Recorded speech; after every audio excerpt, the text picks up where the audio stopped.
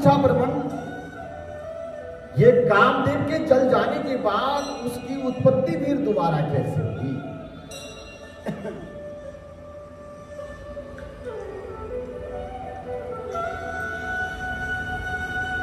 और यह सुनकर के सुर्गदेव स्वामी कार्तिकेय के जन्म की कथा कहने लगे। बोले, जिसके सुनने से पाप नष्ट हो जाते हैं, यश और पुत्र मिलते हैं और सब रोग नाश होते हैं। जब भगवान महादेव जी ने कामदेव को भस्म कर दिया तब उनकी स्त्री रति मूर्छित हो गई और फिर चेत होने पर अनेक प्रकार से विलाप करके शरीर त्याग करने लगी और अंतिम क्रिया करने के लिए बसंत को बुलाया। बसंत ने आकर के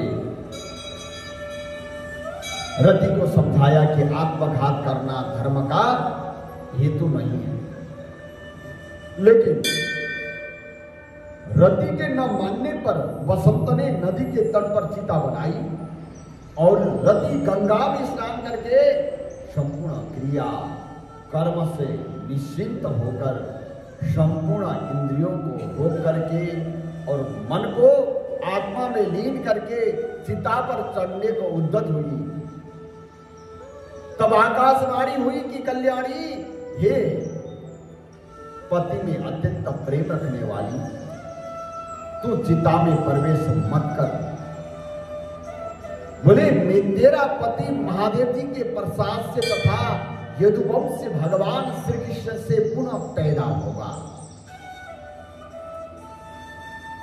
ऐसे क्रम से 2 जन्म होंगे, तब दूसरे जन्म में श्री कृष्ण भगवान जी से रुक्मिणी के गर्भ से तेरा पति का जन्म होगा। उसका नाम रहेगा प्रद्युम्न। तू ब्रह्मा के श्राप से शंकर भगवान जी के घर में निवास करेगी। वही प्रद्युम्न नाम के तेरे पति से तेरा मिलन होगा। ऐसा कहकर आकाशवाणी समाप्त हो गई। बोलिए गोविंद भगवान की जय। तब रति ने चिता में प्रवेश नहीं किया। आकाशवाणी सुन करके फिर संपूर्ण देवताओं ने रति को वरदान देकर उसको शांत किया और कहा, हे काम प्रिय, अब तेरा पति अनंग कहलाएगा। न अंग इति अनंग, जिसका कोई अंग नहीं होगा, शरीर नहीं दिखेगा, शरीर नहीं होगा, अनंग कहलाएगा और अंग वाले की तरह मरा हुआ भी दिखाई देगा।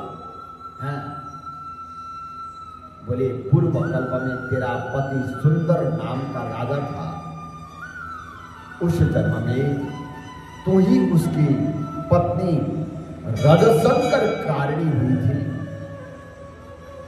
इसी से तेरी यह दशा हुई है। अब तो वैशाख के महीने में प्रातःकाल मंदाकिनी नदी में स्नान करके मधुसूदन भगवान जी का पूजन कर और उनकी दिव्य कथा सुनकर अशून्य शयन नाम का व्रत आरंभ कर। ऐसा करने से तेरा पति तुझे अवश्य मिल जाएगा, इसमें संध्या नहीं है। रति को ऐसा वरदान देकर संपूर्ण देवता अपने अपने स्थान को चले गए और रति भी क्लेश से निवृत्त हो गई। मेष की संक्रांति आ गई, वैशाख की संक्रांति, उसमें गंगा स्नान करके अशून्य शयन व्रत धारण करते ही उसे तत्काल कामदेव दिखाई दिया। पूर्व कल्प में भी यह बड़ा धर्म परायण राजा था, मगर उसने वैशाख महीने में कर्तव्य धर्म नहीं किए थे, इसलिए कामदेव परमात्मा का पुत्र होने पर भी अंगहीन हुआ। जब महादेव जी अंतर्धान हो गए तब पार्वती जी निराश हो खड़ी होकर सोचने लगी कि क्या करूं। तब पिता हिमवान उन्हें अपने घर ले गया। पार्वती जी शंकर जी के रूप और गुण को देखकर मुग्ध होकर के मन में भगवान शंकर जी को अपना पति होने की ठान करके गंगा तट पर तपस्या करने लगे।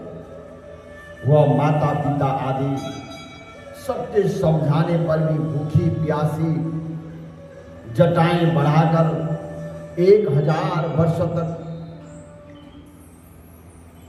और ज्योतिर्लिंग का पूजन करती रही।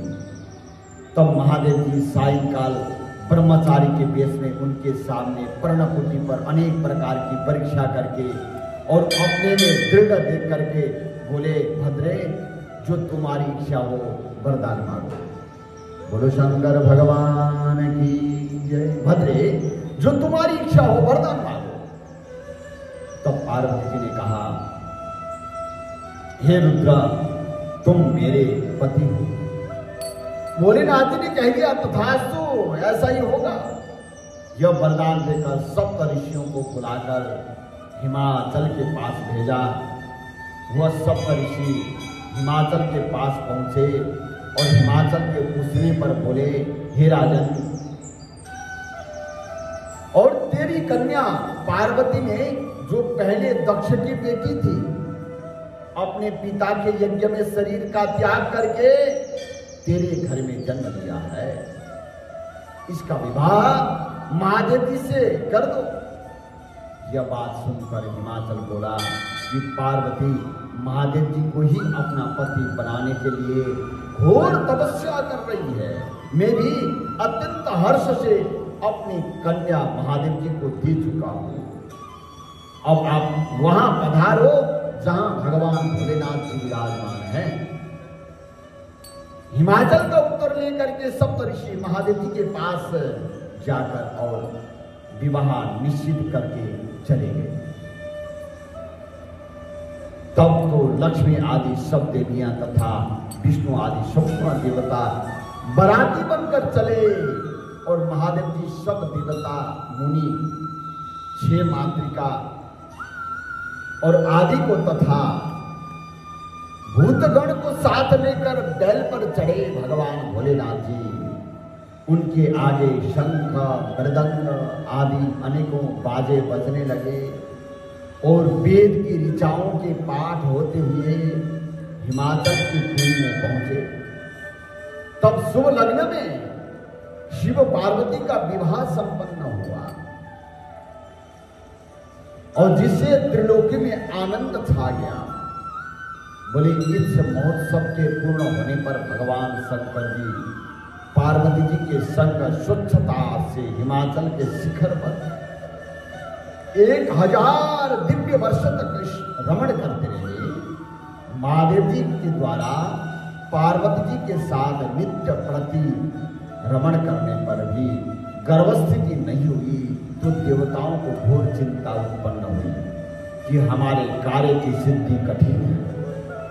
तब खूब विचार करके अग्नि को बुलाकर उसका अत्यंत सम्मान करके जहां महादेव जी रह रहे थे वहां उन्होंने भेजा और कहा कि जब महादेव जी रमण कर चुके तब तुम प्रकट होकर उनके सम्मुख चले जाना, जिससे वह पुनः रमण न करे। क्यों?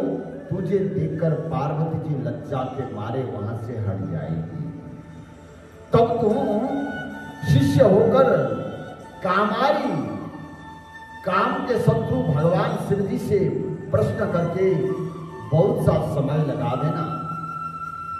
बहुत समय व्यतीत होने पर पार्वती जी के गर्भ से स्वामी कार्तिक का जन्म होगा और अग्नि देवताओं से विदा होकर महादेव जी के पास गया, जिससे वस्त्रहीन पार्वती को बड़ी लज्जा उत्पन्न हुई और वहां से स्थान छोड़कर अलग हट गई।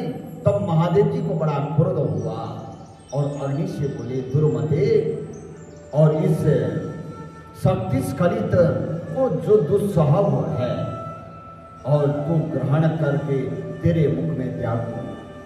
ऐसा कहकर अग्नि के मुख में अपने शक्ति का आधान कर दिया भगवान भोलेनाथ जी ने। उस प्रचंड शक्ति के उदर में प्रवेश होने से अग्नि ने दुखित होकर स्वर्गलोक में देवताओं के पास जाकर संपूर्ण वृतांत कह दिया, जिससे देवताओं को शक्ति के स्थित हो जाने से हर्ष उत्पन्न हुआ। परंतु प्रसव कैसे होगा? गर्भ रहा अग्निदेव को। बोले उनको चिंता हुई, अग्नि के उदर में महादेव जी का तेजोमयी शक्ति बढ़ने लगा। 10 महीना हो गया और प्रसव का कोई उपाय नहीं हुआ। तब अत्यंत दुखी होकर के देवताओं को संग लेकर महायशस्विनी गंगा के पास जाकर सब स्तुति करने लगे। हे माता, तू देवताओं के निमित्त भगवान शंकर जी के इस तेज को धारण कर, जो अग्नि के प्रसव बढ़ रहा है, और वह स्त्री न होने से प्रसव नहीं होगा, हमारी रक्षा कर। ऐसी प्रार्थना करने पर गंगा ने कहा तथास्तु। तब देवताओं के कहने से अग्नि ने गर्भभोजन मंत्र से गर्भ का आकर्षण करके शंकर जी के तेज को गंगा जी में छोड़ दिया। बोले यह तेज बड़ा दीप्तिमान और लोगों में असहनीय था। कुछ महीने पर्यंत गंगा जी उसे सहन न कर सकी। जल सूख गया और रक्त कलेवर दिखाई देने लगा। तब अत्यंत दुख से व्याकुल होकर अपने उदर एवं गर्भ को त्याग दिया। जो और सर्पति अपने उदर एवं गर्भ को उन्होंने त्यागने के बाद वो गर्भ जो है सर्पति में जाकर के गिरा, जहां विदीर्ण होकर उस गर्भ के 6 भाग हो गए। तब ब्रह्मा जी की भेजी 6 कीर्तिकाएं आई। उन्होंने सरकंडों से विभिन्न शांभव तेज के 6 भागों को ग्रहण करके 6 मुख का पुरुष बनाया। जिसका शरीर एक ही था उसे बहुत दृढ़ कर दिया।